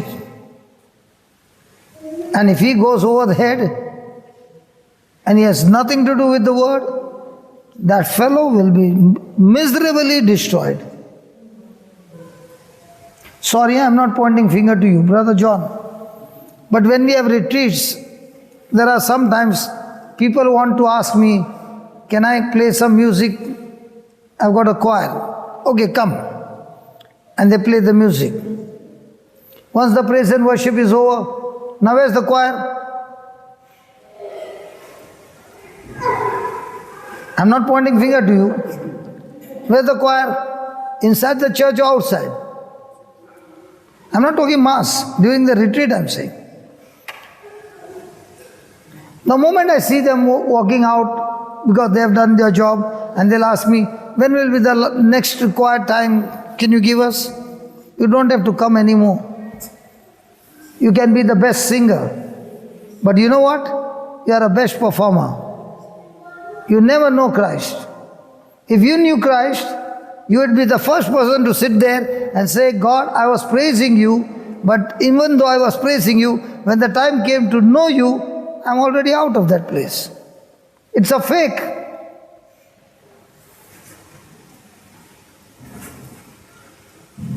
And because many a times the music ministry is not rooted in the word, there is so much of quarrel because he got the mic, I did not get the mic.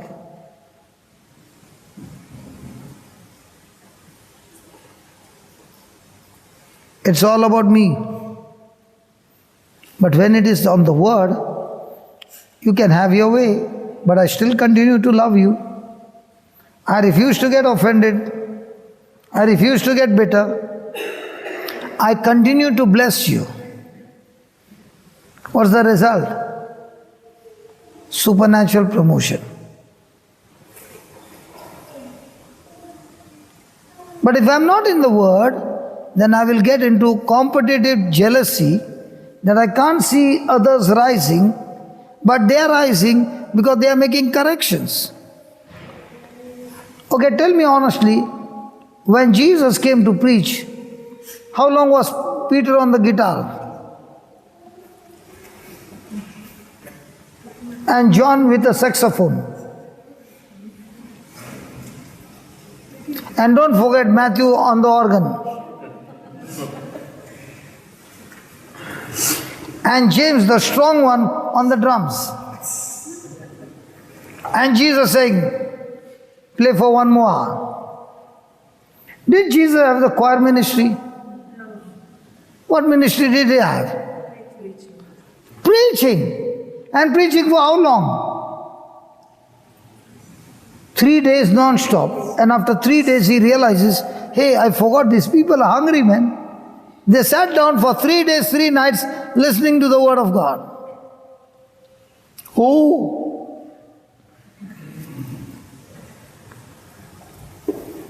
Hallelujah. And what was the reason why Jesus was preaching and teaching? There's only one reason, just one. To tell the people what you're thinking, what you're believing is not of my kingdom. I want you to now think and believe how to operate in my kingdom. So I am expecting from you only one thing, correction. So the moment you make the correction, what happens? Everything begins to change. The devil who was nourishing on your life, on your body and destroying your body has no more right because you have made the correction. It is illegal now for him to have anything to do with you because now when you made the correction, it's torturing him.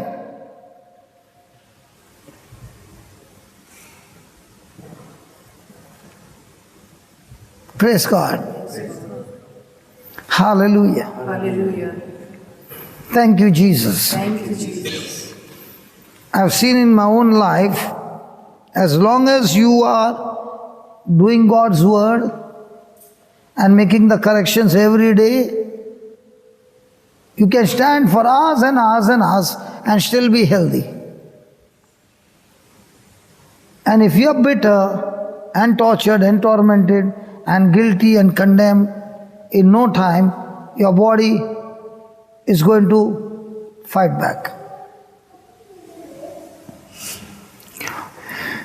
Please write down.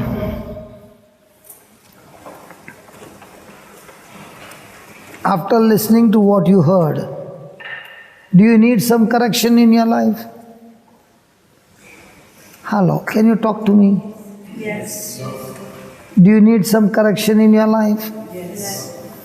If you go out of this place saying, God, whatever you have written and given me, I choose to make corrections in my life, result will be mind-blowing.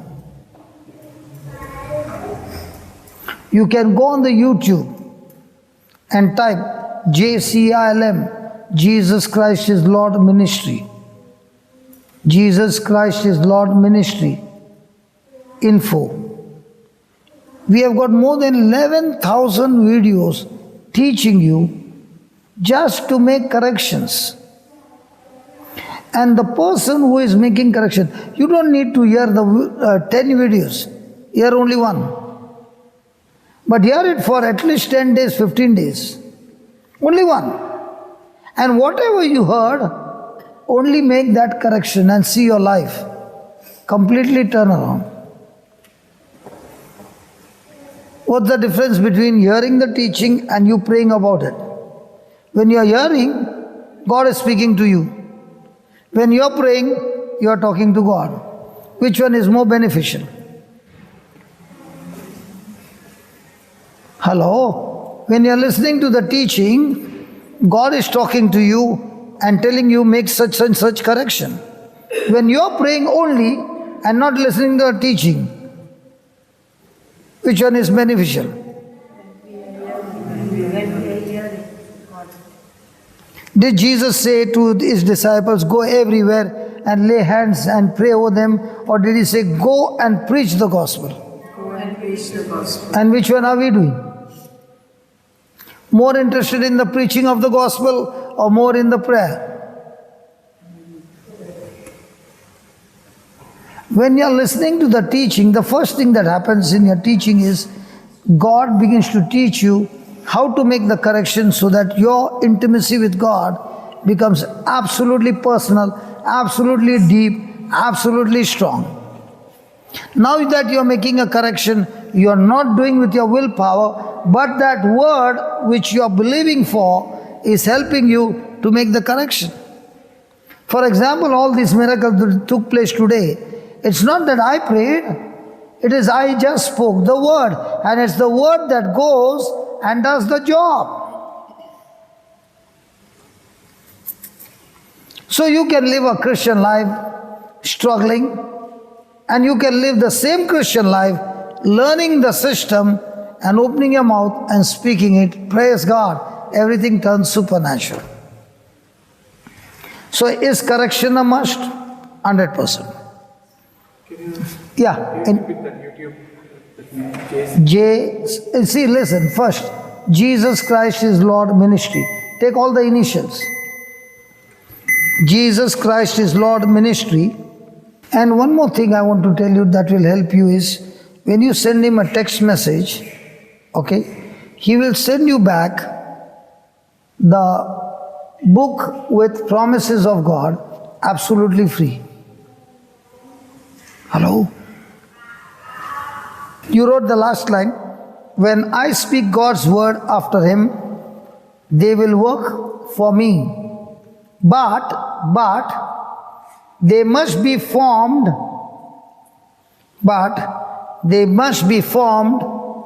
in my spirit. They must become a part of me. They must abide in me continually. Can you read that first? First, they must be formed in my spirit. What does that mean? When I hear God's promises, they are always about things not seen. They are always against sense knowledge. They are always things not seen. And things not seen can only be deposited in the Christ SIM card. They can never ever be deposited in the SIM card called Adam. Because through Adam's disobedience, that system got corrupted. So when Jesus came, he restored the system completely. So when the word is deposited in your heart, you are operating in the supernatural. When you start planting the seed in your spirit, in the SIM card called Christ, now those promises, when you open your mouth and you speak, they have tremendous power and result. Heavenly Father, we thank you. Thank you for teaching us your word, O Lord. Thank you for showing us by an example. When the recording stopped, I did not know what was the reason it stopped. I still don't know, but I believe when the file becomes big, it stops, or there is a disconnection of the frequency through the Bluetooth, it stops. In the same way, Lord, you have given us your word, and we choose to believe your word, and your word begins to get connected us to you, and all good things starts operating. But suddenly we get disconnected by moving in the flesh, by desiring of the world. Lord, help us to get reconnected by changing our attitude and our thinking. Help us all, O Holy Spirit, to operate by faith and not by sight. Let this faith formed in us begin to grow, and as we speak the words by faith, let it bring supernatural results. In the name of Jesus we pray. Amen. Amen.